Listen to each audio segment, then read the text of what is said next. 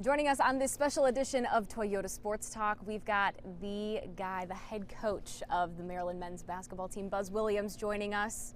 It's an exciting time of year, Coach. Thank you so much for giving us some time. Of course, thank you. You had quite the offseason, I'd say, in terms Yes. of moving to a different location, getting very familiar with another university, and stacking quite the roster. Yeah. Very, very busy. How are you, is my question. I'm doing fine.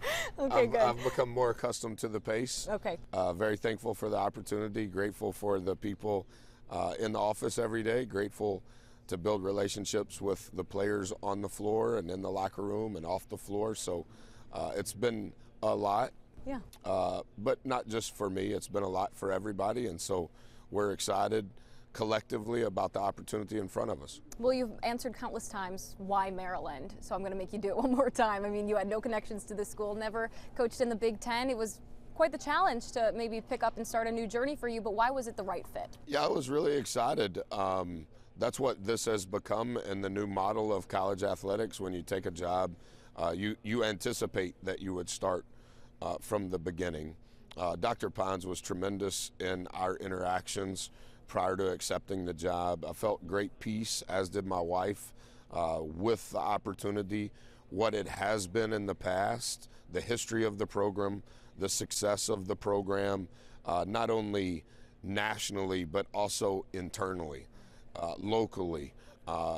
This entire part of the country, specifically the DMV, populated with really good coaches, really good players.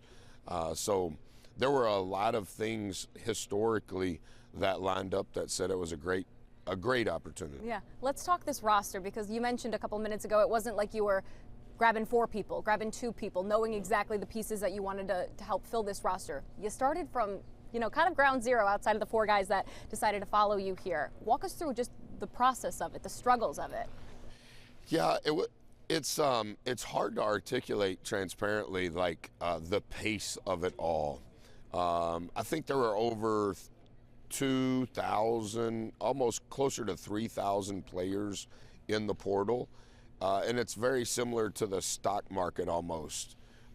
You begin the day with these number of players, and then per minute, unannounced, per hour, that pool may increase by 10, may increase by 100, and so it's a ever-changing market in regards to the players, but you still have to invest time and energy and emotion in that research to figure out if they even fit what you want to be in your first team. And so you may be chasing after that research, and as you're doing it, 10 minutes later, a new research project begins. And that's not just for me, that's for our entire staff.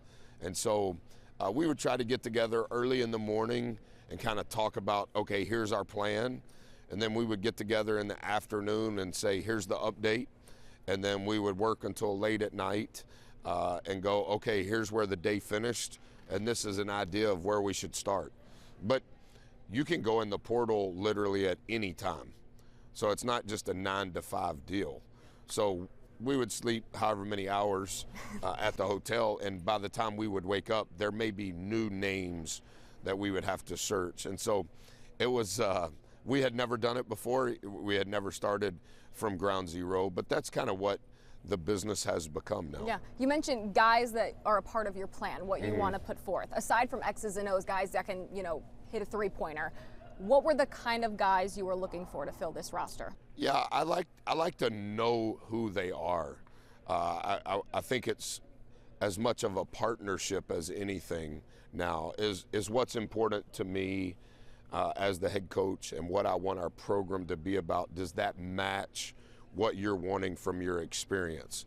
And so ascertaining how that all kind of fits, it's almost like a marriage.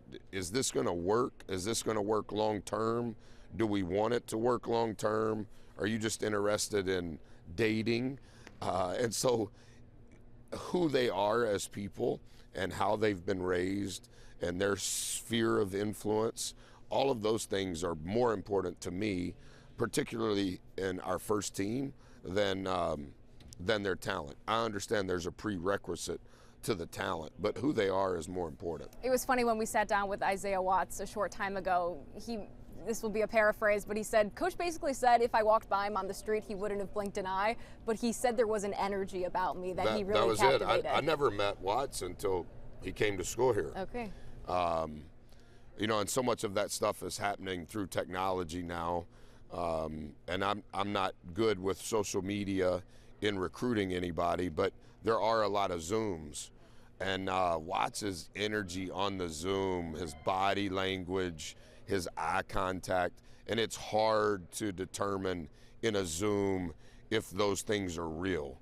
But I do think energy is intangible, and he had great energy on the Zoom. I had no idea who he was because I'm doing 17 Zooms a day. But I loved his energy then, and I love his energy now. Is he a good player? How many points is he going to score? How many minutes is he going to play? I can't answer that today. But I do believe his heart is pure. I believe he's a good teammate. I believe he brings tangible energy to our program, and that's important to us. Well, as much as, you know, you're still learning about these guys, learning about your team, if you could shed some light on the players, maybe there's one or two of them that this fan base is really going to gravitate to in no time at all. Right now, the way I would answer that are the two that are the most healthy to play every day. That's a good answer. I'm gravitating towards the ones that have been able to practice the last few weeks. So I don't know. I like the youth of our team. They've just never done it. And so they haven't played in Xfinity. They haven't played with the lights on. They haven't played in front of an arena full of people. So I think it's going to be the mix and match of talent, skill, who plays best together. We're still trying to figure that out. We scrimmaged last weekend and got beat from start to finish, no matter who was on the floor. And so we're going to learn our lessons from that. Monday will be our first opportunity to play in front of anyone other than the three officials that were at the game at our scrimmage. So Monday will be a very revealing data point for us to begin going into the following Monday. How much fun are you having right now as a head coach? Some days I do better than others. I probably take this a little more serious than I should sometimes. I probably don't have the joy that I should always have. My definition of fun is probably a little different than your definition of fun. But I do for sure need to be better at that. My children and my wife remind me of that. Our staff reminds me of that. And so I've tried to do better over the last few days with that. But I'm kind of like the transfer portal. I'm very up and down on my fun meter. You have the right to be. Thank you. We'll give you that excuse 100%. I know obviously you're still trying to figure out players, personnel, learning everyone's ticks and whys and all of that good stuff. When it comes to what you have right now on the table and translating that onto the court in terms of a scheme, in terms of a philosophy, what can you maybe tell us here in these early days? We threw everything away on Sunday morning after the massacre on Saturday. Okay. And so we practiced Monday, Tuesday, and Wednesday, and 78% of what we did when we were on offense was new, and 87% of everything we did when we were on defense is new. So we're going to see if that's any better on Monday when we play again, and if it is, maybe we'll build from it, and if it's not, then we'll know two things that don't work, and we'll keep searching until we can figure out what gives us our best chance. Well, I know a lot of people are going to be packing into this gym, excited about Are you going to be pieces. here? 100% I'm going to be here. We're going to. Who are you going to interview on this TV show? Who am I going to interview? Well, on Monday. On Monday. You're going to have to give us some names. We did Miles and we did That Isaiah. was a good one. They were very good. Yeah, those are two easy ones. The personalities are sky high on this team, I'm getting a sense. If the game was personalities, we would. You'd win. We'd be all right. Okay. Yeah. We'd be all right. You Those two guys- guys would be all right. Those two guys would help you. They would win. be okay. They're really excited. I know sitting down with them about what this gym is going to look like. You mentioned players haven't seen it. They don't know what they're expecting. All of those guys are excited to play. They're tired of playing against one another, and that happens on any team. But everybody knows that, after you've practiced 20, 30 times, let's play against somebody else. Yeah. So they're excited for Monday. Well, we can leave it with this. What excites you the most about the season ahead? Putting the pieces together. I know there are going to be obvious ebbs and flows. You're going to deal with it. You're going to have fun some days, maybe not so much some other days. I like the challenge of can I be consistent?